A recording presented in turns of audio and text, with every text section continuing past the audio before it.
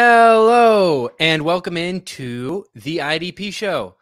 I'm your host, Evan Ronda, and I am joined tonight by the one, the only, Joey the Tooth. Joey, how are you doing today, sir? I'm very good. How are you doing, man? Doing fantastic. Yet another week of recording a podcast over watching a football game. What a life, you know? We Yeah. love it. And I'd also like to congratulate the IDP show for 100,000 views. That's such a big accomplishment. Way to go for them. That has been an absolute pleasure to see unfold. So cool. Congrats to them. Definitely a gigantic accomplishment. Yeah, man. Definitely just, gonna be here for the ride. See how it keeps going, because that is just going up and up and up. Yes, What a sir. great community to be a part of. So let's give the people what they came here for. Some nice deep IDP sleepers that they can use to flex on their league mates in week 7. Let's start off on the defensive line. You have Terrell Lewis picked out. Why don't you go ahead and tell us a little bit about Terrell Lewis? All right. Terrell Lewis has been coming on strong as of late. Over the last 3 games, he's played 62% of the team's snaps. During that span, he has 9 tackles, 3 tackles for a loss, 3 sacks, a forced fumble, and 2 QB hits. Last week, he played 68% of the team's snaps, which was the most of any Rams edge defender. And they're likely to be up pretty heavy on the Lions, considering the Lions are not great, which leaves plenty of pass rush opportunity for Lewis. I love it. And he plays next to Aaron Donald, so that always That's helps always out. a profitable position to be in. Yeah. Yeah, I love this call because the Lions offensive line has a not so nice negative 69% pass block advantage versus the Rams defensive line. That is the lowest in the entire league this week. They also have the 6th worst run block advantage in the league this week, and they've allowed the 5th highest pressure rate in the league at 29%, and the Rams have the 2nd highest pressure rate in the league at 33%. That's a lot of numbers. Basically, the data suggests that the Rams defensive line will feast. Yeah. So there's going to be a lot of yum to go around. So Definitely. that's going to be an absolute massacre, I'm sure. Why don't you go and tell us about this next guy, Michael Donna? All right. Defensive end for the Kansas City Chiefs. They're moving Chris Jones back to full-time defensive tackle, so he's going to be taking up less snaps off the edge. Good news for Dana is that means the pocket's in a collapse, which means a lot more coming outside, coming his direction. He's already set career highs in sacks and QB hits this year. Granted, it's only 3 sacks and 7 QB hits, but still, that's nice to see out of a second-year guy. You're seeing progress. They play the Titans, who've given up the most sacks in the league with 20 so far this season. And he is averaging 62, almost 63% of the snaps before Jones moved inside. So that's going to open up plenty of opportunity for him there.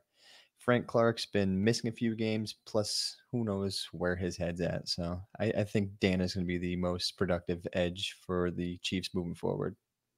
I think the theme of the season is just opportunity leading to production. That's always the tale of success in IDP, is trying to get on top of players that have opportunities opening up for them and seeing if things pan out. I think this is a prime example of jumping on a guy when he's just about to get a shot to get production. And if that pans out, then you're in a profitable position. So I'm a big fan of this call.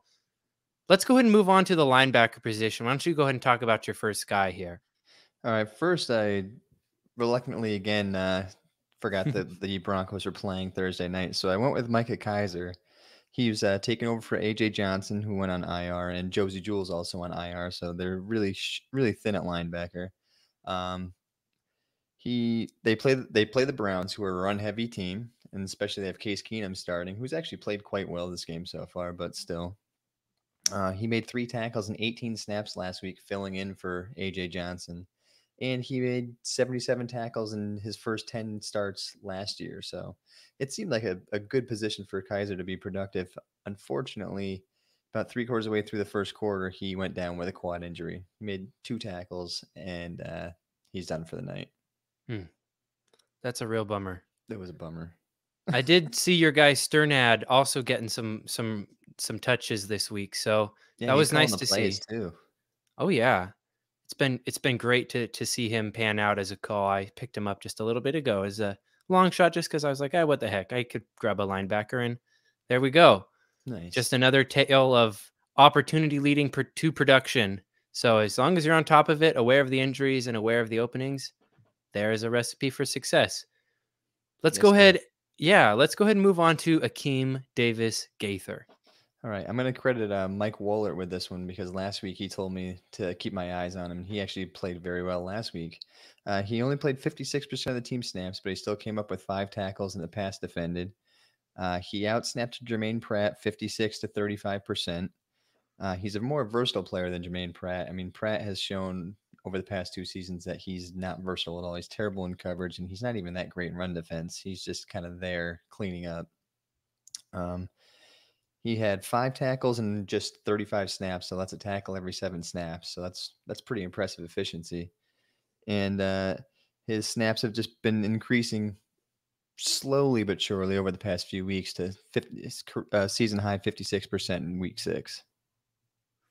Yeah, that's obviously good news for Akeem Davis Gaither. I meant to mention this is a linebacker for the Bengals. I know sometimes I listen to some of these IDP podcasts and I'm like, I I, I don't know who this is. Can you help me out here? So I should have mentioned that a bit earlier. But yeah, this is Akeem Davis Gaither, one of the linebackers behind Logan Wilson on the Bengals.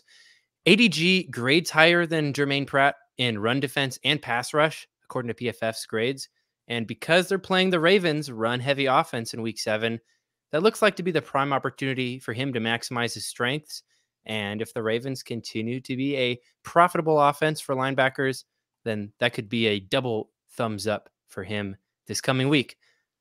Let's go ahead and move on to the defensive back position. Why don't you go ahead and talk about Brandon Jones from the Dolphins? All right, Brandon Jones seems to finally have secured a starting role. Last week he outsnapped Eric Rowe. I think it was 74% to 21%. So he's had 73.5% snaps over the last 2 games.